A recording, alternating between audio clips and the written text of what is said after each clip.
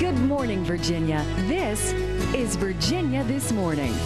Well, wouldn't it be nice to achieve an optimum balance for your life? Japanese garden. Coming up next, an expert shares 9 ways to help you on your quest toward a more fulfilling life. Ooh, starts in the Japanese gardens, Probably, I bet. That's yeah. right. High achievers don't usually have a problem getting things done. Often their challenge is balancing it all, sometimes leaving them feeling unfulfilled. Our next guest says following her 9 steps can put you on the road to achieving optimum life balance. We welcome Sherry Riley, creator of the Exponential Living Program. Good morning. Good morning, Cheryl. Thanks so much for saying. You just kind of walked in and lit up the room, so you have tapped into something. Thank you. Thank you. You're very welcome. You got 9 points, and it's interesting because the first one you talk about living, healthy living is more than just eating right. It's kind of an overall thing. It really is, because when we think of healthy living, we only go to diet or exercise. But there's healthy people that are unhappy. There's healthy people that are out of balance when it comes to just their physical being. What about your psychological health, your spiritual health, your emotional health?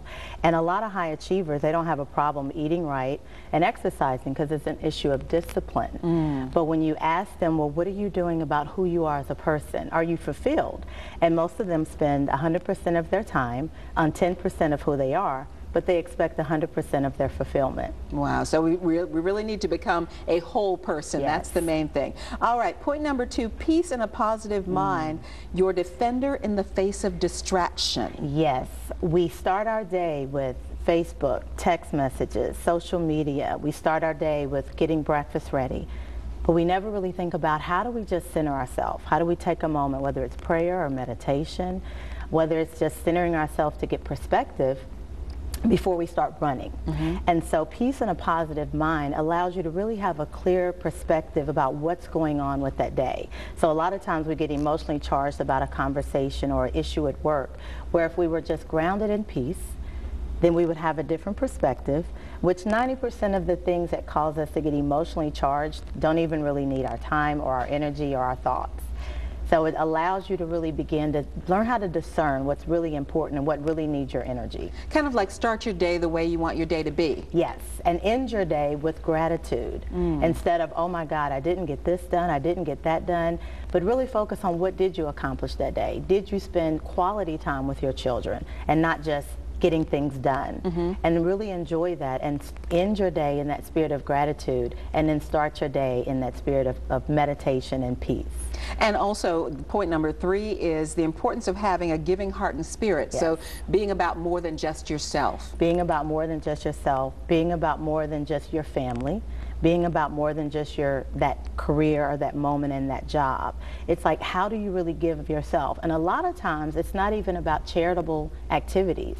It's about giving to your children, giving to your spouse, not just talking to your spouse about the bills, not just making sure your children did their homework.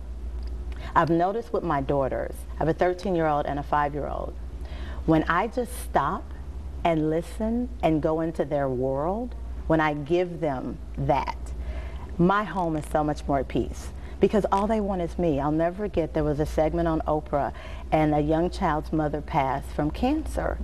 And the one thing she remembered was the morning her and her mother laid in the bed eating Cheerios. She didn't remember, that was what was important.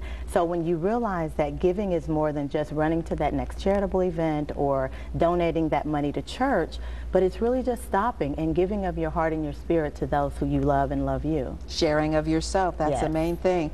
That brings me to another point down the road a little bit, is stop working so you can maximize your opportunities. Yes, on July 13th, 2010, I stopped working. Now, my company, Glue, I've had 14 years. I still do that every day. But what I meant was, you have to stop thinking about your job as something you go to do, and start looking at it as, okay, what can I do today to maximize this opportunity? When you came in here today to talk to me and those other guests that you've talked to, instead of just, okay, I got that done, it's, what do they have to bring? What do they have to offer that can help me in my daily life? So it's looking at everything you do every day as a way to maximize opportunities. That mindset alone relieves so much of the pressure of what work or what I got to do, regardless of your profession, regardless of what your job is. Look at it as an opportunity to just maximize this moment and be present in that present moment. It's like a lot of people say they love their job so much that it's not like going to work. Yes. Yes, that's exactly it. Go to life. Don't go to work, go to life. That's just a segment of our life. Yes, that is a segment. It is. And one of the other points that you say is the courage to be faithful. One of my favorites.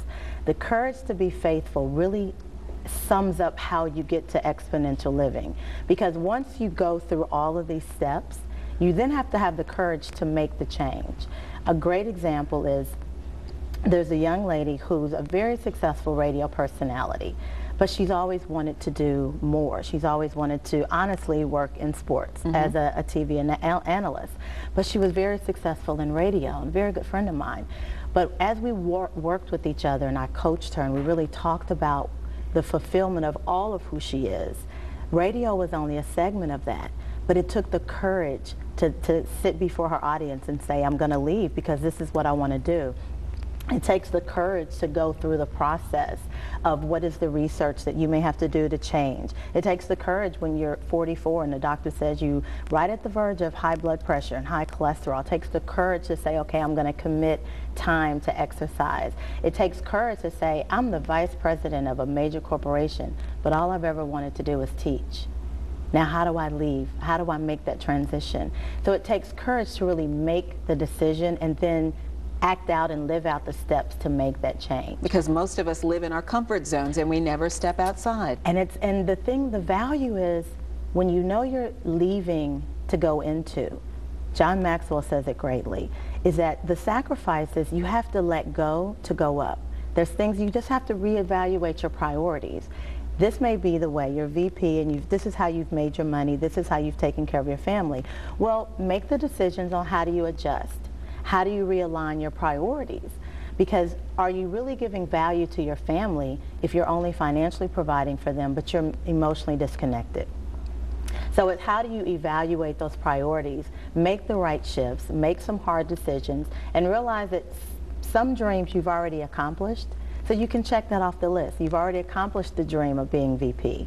It's okay to now accomplish a different dream. The next goal. Sherry Riley, thank you so much. Some great food for thought this morning. Thank you for having me. I love the opportunity to talk to you. You're very welcome.